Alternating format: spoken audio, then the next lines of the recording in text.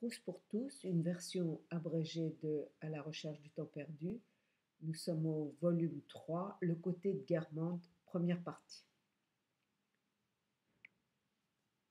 Nous avions déménagé. Françoise s'habituait avec difficulté, regrettant les bruits de notre ancien appartement, la considération de notre ancien concierge.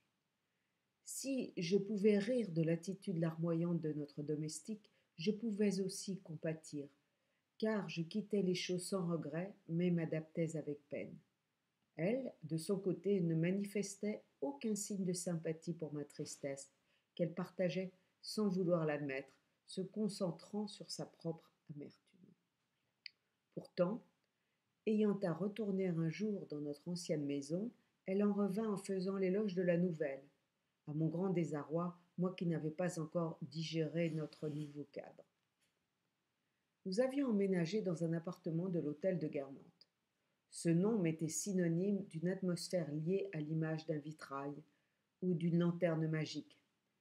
Mais lorsque l'on se rapproche de la réalité dissimulée par un nom, le charme peut s'évanouir, entraînant le nom même si nous côtoyons longtemps cette réalité. Ainsi, la fée Mélusine, dans sa disparition, entraîna le nom de Lusignan. Le nom finit par n'être plus que comme la photo sur une carte d'identité qui nous permet de reconnaître un passant. Cependant, si un hasard nous met en présence d'une émotion semblable à celle du temps où le nom était rempli de rêves, nous retrouvons ces dégradés subtils qui nous charmaient alors.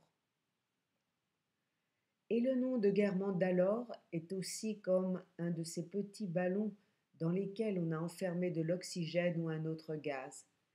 Quand j'arrive à le crever, à en faire sortir ce qu'il contient, je respire l'air de Combray de cette année-là, de ce jour-là, mêlé d'une odeur d'aubépine, agitée par le vent du coin de la place, précurseur de la pluie, qui, tour à tour, faisait envoler le soleil, le laissait s'étendre sur le tapis de laine rouge de la sacristie et le revêtir d'une carnation brillante, presque rose de géranium, et de cette douceur, pour ainsi dire wagnérienne, dans l'allégresse qui conserve tant de noblesse à la festivité.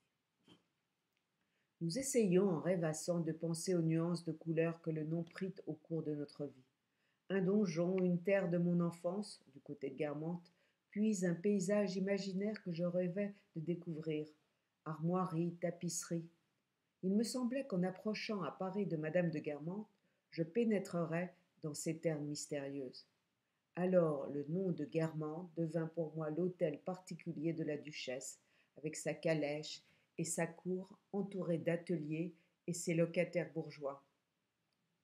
Au fond, dans le logis faisant hôtel, une comtesse qui, quand elle sortait dans sa vieille calèche à 2 chevaux, montrant sur son chapeau quelques capucines semblant échapper du jardinet de la loge, envoyait indistinctement des sourires et des petits bonjours de la main aux enfants du portier et aux locataires bourgeois de l'immeuble qui passaient à ce moment-là et qu'elle confondait dans sa dédaigneuse affabilité et sa morgue égalitaire.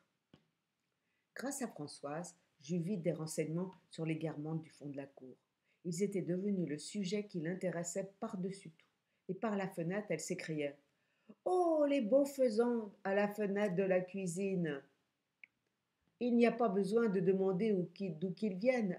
Le duc aura été à la chasse. » La vue d'un nid de pigeon lui rappelait Combray, invoqué théâtralement avec ses aubépines, ses lilas, ses pinsons et sa vivonne.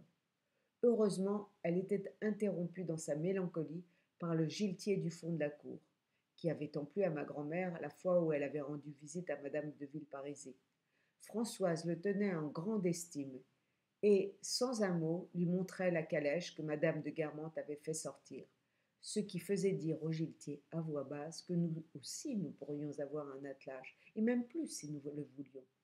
Et Jupien avait raison de parler de nous, car Françoise vivait en symbiose avec ma famille, tandis que ma famille avait le devoir de fournir à notre servante des plaisirs d'amour-propre qui lui avaient fait défaut au premier jour de notre emménagement, lorsque les titres de mon père n'étaient pas encore connus, et alors qu'elle était affligée d'ennui, mot qu'elle employait au sens fort et cornélien du terme.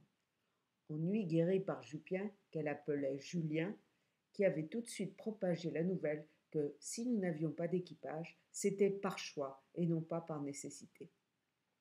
Jupien, qui avait été giletier, aidé d'une jeune fille que ma grand-mère avait prise pour sa fille, était à présent employé dans un ministère, alors que sa nièce, et non sa fille, travaillait à son compte comme couturière dans un atelier donnant sur la cour.